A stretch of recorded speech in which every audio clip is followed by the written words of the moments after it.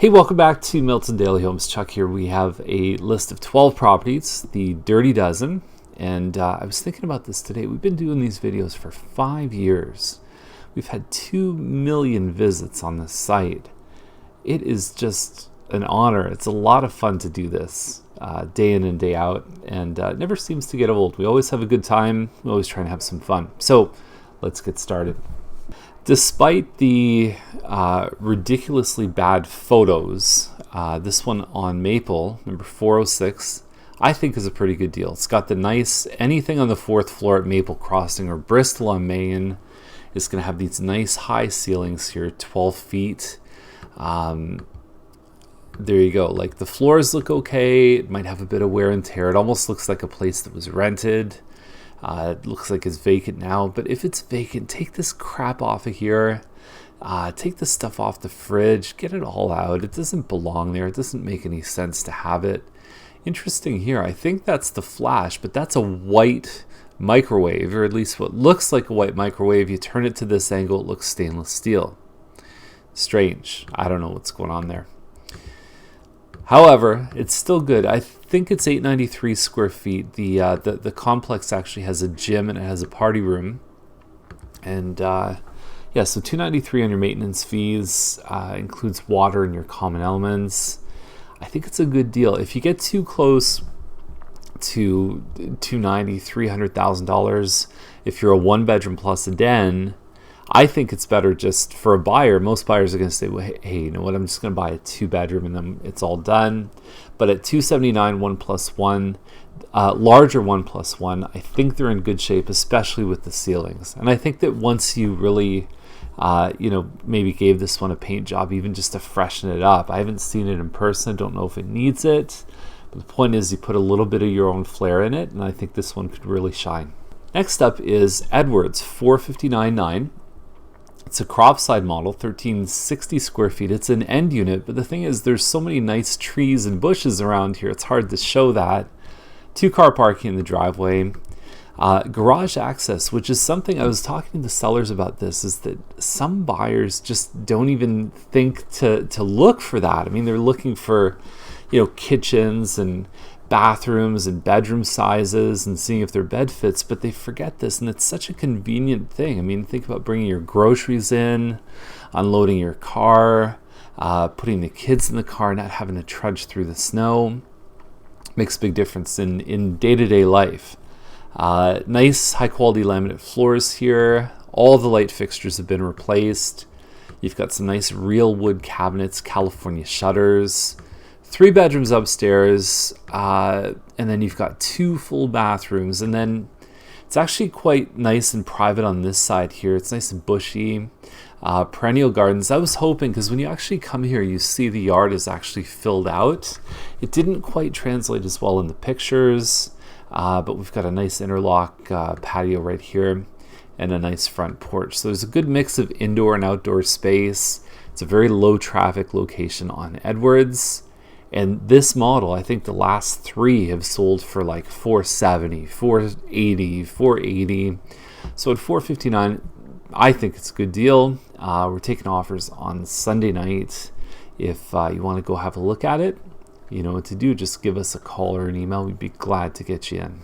Another nice townhouse on Hobbs, and for about $20,000 more than Edwards, you're getting, if the budget allows, you do get some extra stuff. You get a finished basement here. You get nice green space behind. It's still an open concept layout, completely different type of layout than Edwards, but you've got your pot lights here.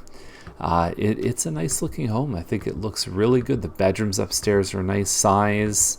And then you've got that builder finished basement there and some nice views off the back, almost with like a 2-tier deck. I'm not sure how much grass is in this home, at least in the backyard, but I think regardless of that, I mean, you can tell they put the money into this one, and it appears to show very well.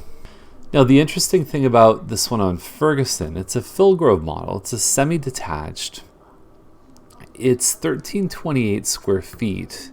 However, I don't find it feels like 1328 square feet. Is it because you've got this separate room in the front that really, it just, because mostly where you live is in the family room and the kitchen, and you see that on something like Edwards where it's all open, but this one has a bit of a divided main floor, so it feels smaller.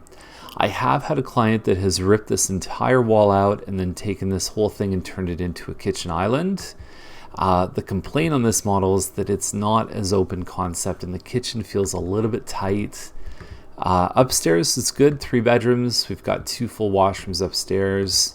But even at $479, functionally, this home is around the same size as Edwards. It's a semi. Edwards is an end unit town, but functionally they're very similar. And I find the layout's a little better on Edwards, and you save 20 grand. So head to head on something like this, if it were me, and I'm trying to be unbiased here because it's my listing, but I really would feel like, I'm kind of getting the same thing, maybe even a little better, except for that difference of semi-detached versus end unit townhouse. Okay, so whenever we see a possession of August 31st, not something 30 days or 60 days or anything like that, when we see August 31st, there's a good chance that the sellers have purchased another home, and that's the date that's important to them. So if you're a buyer, you give them that date, it might allow you, like we've said in other episodes, maybe a little bit of leverage to maybe negotiate the price a little bit less. Okay, but that's hard, obviously, if there's one home and 5 people want it. Anyway, that's my thoughts on that one. Now this one on Scott is $489. It's a townhouse with a double garage on the back, and then it's got a deck above the garage.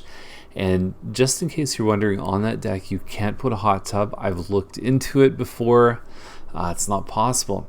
Now this main floor is very interesting. It's not the typical look with the tiled floors and the paint. It's almost like it's gonna appeal, it's gonna polarize people. It's like a pool. Some people are gonna love it, some people aren't. I really think it comes together well, but that's if you've got the kind of furniture, everything, like even the light matches with the color of the paint.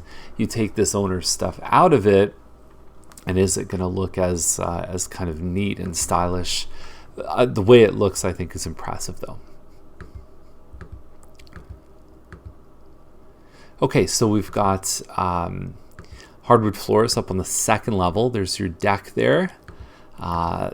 Nice pictures and presentation on this one. It's a pretty good size. I think it's around 1,800 square feet, and they kept that kind of marble look through the bathroom as well.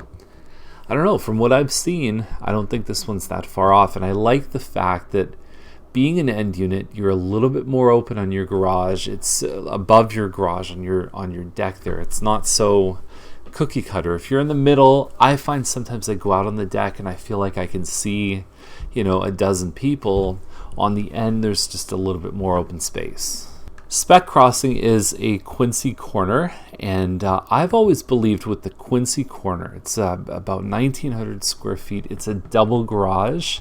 A lot of people take the front door shot, but my philosophy is you have to get that double garage in really early. So for me, the front shot, the only shot I would ever do on a Quincy corner is straight on the double garage. Some people do a 45 on this nice little turret here.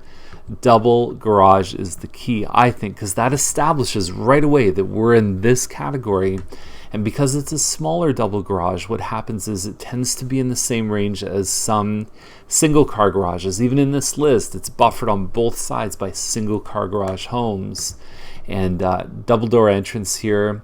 Bit of a California look. This is another interesting tile choice. I mean, typically in a family room, what we expect is more of a hardwood floor, a laminate, or a carpet. Those tend to be the big three.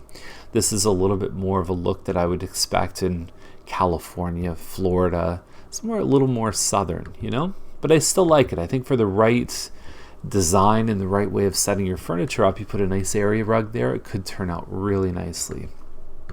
So there's your front living dining room. It's a good sense of family room plus the living dining here, and then you have the kitchen almost directly behind the photographer. And then upstairs you've got 4 bedrooms, In the 4-bedroom elevation, the ensuite is a little small. You have to kind of tuck behind your door to get access to the shower. But you've got a laundry upstairs. There's a lot of stuff up there. There's no wasted space in this home, that's for sure. And then you've got some upgraded flooring. You've got the wider lot because you're on the corner.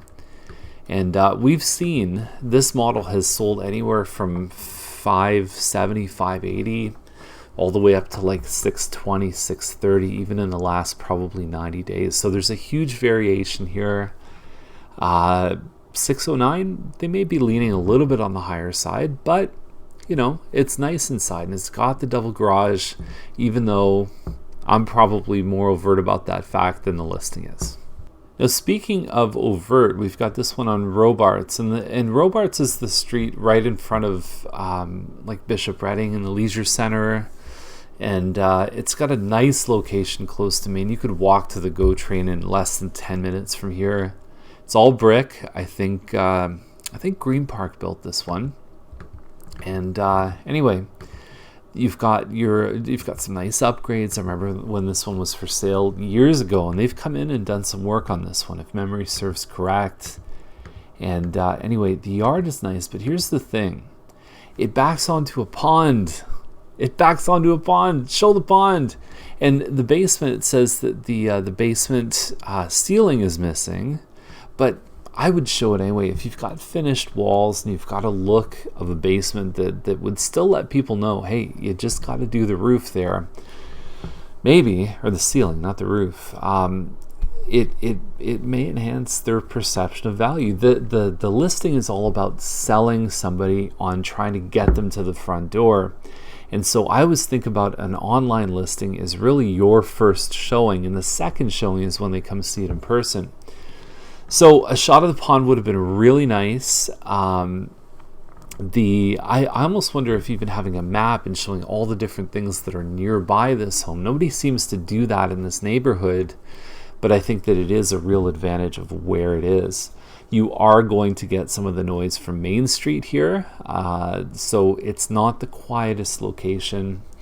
And the other thing about the basement that I'd say, last point before we move on, is if you're almost done a basement, let's just say you're 80% done. I can't tell because I can't see it in the listing, but somebody is going to pay you probably half of what your basement's worth. If there's anything unfinished about it, they're gonna knock off a substantial amount off the number, right? So with something like this, if let's just say the ceiling is the only thing that needs to be done, just do it, because all of a sudden you're now moving from 50% value up to 100%. So for that last maybe 10 or 20% difference of work, you're actually dramatically increasing your return on investment. So finishing a project in your home will take that much further in terms of how much money comes back in your pocket. So anyway, hope that wasn't confusing. 714 Tuxford at 849. I think they'd had this one listed at like in the 8s, like 3 years ago kind of thing. This one has value, and I don't know how it shows in person. I've never been inside of it. I've seen it listed quite a few times over the years. It's 3,700 square feet. You also have green space right behind it. Sides onto Trudeau, so you might get a little bit of road noise there. But it's a big floor plan. It looks like the finishes are decent. And you've got a finished basement. So we were talking about haul and rake recently. I think maybe 2 days ago we talked about haul and rake. 3,300 square foot with green space behind the finished basement at $819. And I thought it was a good deal at $850. This one is 400 square feet bigger than that one. The other thing I really, really, really like about this is 9-foot ceilings on all 3 levels. That makes a massive difference. If you were ever in the Mattamy model homes, you know what I mean by that. It's huge. There's not many homes with the 9-foot on the second floor. It makes all your rooms look bigger. It looks amazing. And the basement 9-foot, I was fortunate. I purchased a home resale that had the 9-foot ceilings in the basement, and it doesn't even feel like a basement. It feels amazing. So if you can get that on a home like this, for this size, green space, on paper, it looks really good. So there we go. That's the list. When I first pulled it up, I thought, I don't know about this list. But the more I got into it, I thought, you know what? It's a pretty strong list of homes. So if you want to see anything here, reach out to us. Give us a call. We're here to help. And have a great day. We'll see you tomorrow.